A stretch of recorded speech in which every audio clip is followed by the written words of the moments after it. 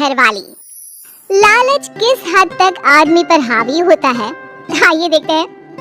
देख राधा, तुझे घर का सारा काम आता है, ये अच्छी बात है, लेकिन हमें ये नहीं पता था कि तू पढ़ी लिखी कम है और तेरी छोटी बहन की तो सरकारी नौकरी भी लग गई है। कैसी बात कर रही है माँ जी? सारी बात करके ही तो पापा ने शादी की थी।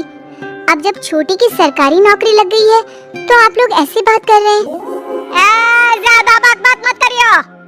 हम लोगों को पता होता कि तेरी छोटी बहन की सरकारी नौकरी लगने वाली है तो तुझसे तो कभी शादी ना करवाते अपने होनहार बेटे की। अरे तो मुझ में क्या कमी है? वैसे भी आप लोगों ने तो उस वक्त कहा था कि आप लोगों को घरेलू लड़की चाहिए, तभी पति महेश आ जाता है। देख राधा, 100 की सीधी एक बात बता देता हूँ, तू जा और अपनी बहन को बोल कि उसे यहाँ रहकर अपनी कमाई हम लोगों को देनी होगी जब तक हमारे सारे कर्जे उतर नहीं जाते, नहीं तो तू अपना बोरिया बिस्तर बांध और निकल मायके। राधा पति की बात सुनकर हैरान रह जाती है। दिमाग है भी क्या आप लोगों के पास? क्या बोले जा रहे हैं? साली को घर पर रखेंगे? अरे मोहल्ला समाज क्या कहेगा? और माना पिताजी को उसके पैसों की जरूरत नहीं है, लेकिन वो अपनी कमाई आप लोगों को क्यों देगी? अरे क्योंकि हम लोगों के ऊपर कर्जे हैं, समझी? या तो तू कमा कर ला या अपनी बहन को बोल कि अपनी बहन का घर बचाना चाहती है तो यहाँ आकर रहे। सभी मिलकर राधा को घर से निकाल देते हैं। राधा भी कहाँ जाती, मायके जाकर रोने लगती है। छोटी बहन मीना कहती है, अरे क्या हो गया दीदी, कितना पैसा मांग रहे हैं? अरे अभी दे देते हैं ना, रो मत, अब तो मेरी भी नौकरी है। लेकिन राधा तो रोए ही जा रही थी। नहीं नहीं, इस बार लगता है उन लालची लोगों ने कुछ और ही डिमांड रखी है, वरना राधा इतना ना रोती। क्यों बेटी, क्या हुआ है? माँ पिताजी, इस बार जो उन लोगों ने मांगा है ना, वो सुनकर तो आप लोगों के पैरों के नीचे से जमीन खिसक जाएगी। ऐसा क्या मांगा है दीदी? तुझे मांगा है।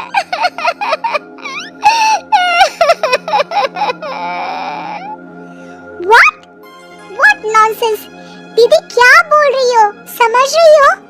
हाँ, मेरी सास ये बोलकर भेजी है कि या तो मीना अपनी सारी कमाई उन लोगों को तब तक दे जब तक उन लोगों के कर्जे खत्म नहीं हो जाते, या फिर मैं मायके में जाकर रहूं यहाँ। क्या मजाक बना रखा है, ऐसा होता है क्या कहीं? अरे शादी की है, कोई आलू टमाटर थोड़ी है कि अदला बदली कर लो। छोटी बहन शांत होती है। माँ पिता बड़ी को समझा रहे होते हैं और वो रोए ही जा रही थी। तभी छोटी बोलती है, पापा मैं दीदी के साथ जाऊंगी। क्या पागल है क्या? अरे दुनिया क्या बोलेगी? माँ वो लोग सिर्फ मेरे पैसे चाहते हैं ना। अरे वो तो वो लोग यहाँ से भी ले सकते थे छोटी, फिर वहाँ क्यों बुला रहा है तुझे? माँ वो कह रहे थे कि हमें पता होता कि छोटी की सरकारी नौकरी लग जाएगी तो उसी से करवा देते उनके होनहार बेटे की शादी। हाँ, और मैं जैसे उस लपड़गंजू से शादी कर लेती। लपड़गंजू? अगर वो लपड़गंजू है तो मेरी शादी क्यों करवा दी? मैं नहीं जाने वाली वापस। अरे क्योंकि तू बेवकूफ है, तुझे जवाब देना नहीं आता। चल मेरे साथ। उन लोगों को लगता है ना साली पूरी घरवाली, तो अब देखिए साली का जलवा। और शादीशुदा बेटी को पिता भी कितना घर बिठाते। उसकी ससुराल जाते हैं दोनों बेटियों के साथ।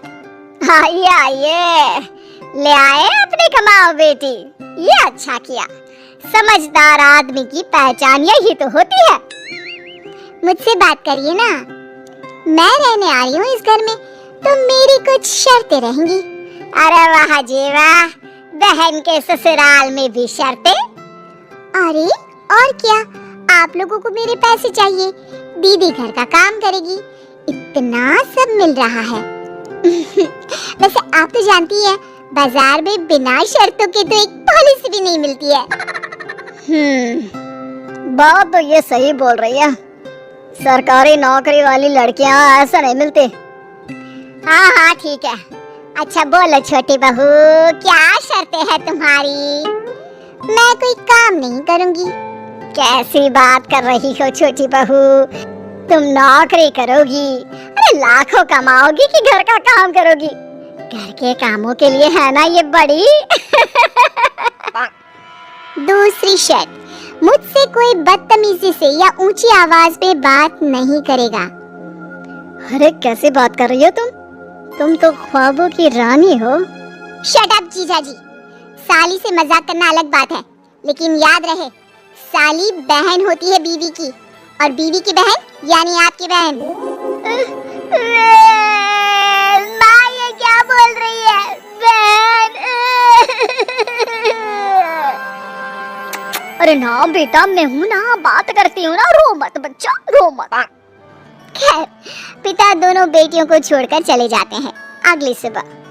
अरे सरला, जल्दी से मेरा और तुम्हारी बहन का खाना पैक कर दो, हम लोग ऑफिस के लिए निकल रहे हैं। लेकिन सरला तो सोफे पर बैठकर टीवी देख रही होती है। देखो जी, मेरी बहन पैसे कमा रही है तो मैं क्यों काम करूं? याद है ना मम्मी जी क्या बोलती थी कि मेरा बेटा पैसा कमा रहा है, तब सारा काम मैं करती थी। अब मेरी बहन कमा रही है तो मैं भी काम नहीं करूंगी। हाँ। अरे साली साहिबा, चलिए ना, मैं आपको दफ्तर छोड़ देता हूँ। क्या रेपुटेशन बनेगी हमारी। हाँ हाँ जीजाजी, चलिए आज आपकी ये इच्छा भी पूरी कर देते हैं। छोटी के ऑफिस में। अरे ये कौन है? तेरे जीजाजी है ना? ये कैसे तुझे छोड़ने आ गए? अरे वो अब ना मेरे पास ही रहती है। सभी एक दूसरे की तरफ देखने लग जाते हैं। हाँ वो क्या है ना, दीदी तो पता है घरेलू महिला है, जीजाजी के कर्जे ज्यादा हैं और पढ़े लिखे इतने हैं नहीं कि कुछ अच्छी कमाई कर पाए, तो मेरी कमाई रखते हैं। बस जैसे ही इन लोगों का कर्जा खत्म हो जाएगा मैं अपने घर चली जाऊंगी। पास खड़े जीजाजी का मुंह बन जाता है। घर आकर, छोटी तुम ये क्या बकवास कर रही थी? ये सबको बताने की क्या जरूरत थी? अरे जीजाजी, आप खुलेआम सबको ये कहे कि साली आजकल मेरे साथ रहती है तो लोग क्या सोचेंगे आप जानते हैं ना। अरे उससे कुछ मत बोलना बेटा, चल मेरे साथ, तुझे ना बाजार का डोसा खिलाती हूँ। चल चल चल। हाँ दीदी तैयार हो जाओ, डोसा खिला रही हैं आंटी जी। तीनों जा रही होती है कि पास मोहल्ले की कुछ औरतें वहाँ पर जमा रहती है। अरे लाजो बहन, बहू की बहन यही रह रही है क्या? हाँ हाँ, इसे भी रख लिया है। अब आप तो जानती ही हैं कि हम लोगों का दिल कितना बड़ा है। जी, इन लोगों का दिल उतना ही बड़ा है जितना इन लोगों का कर्जा। अब बेचारी बुढ़िया का बेटा लायक तो है नहीं और बहू की बहन की सरकारी नौकरी, तो ले आए घर अपने। इनका कर्जा अब मेरी कमाई से ही तो खत्म होगा ना।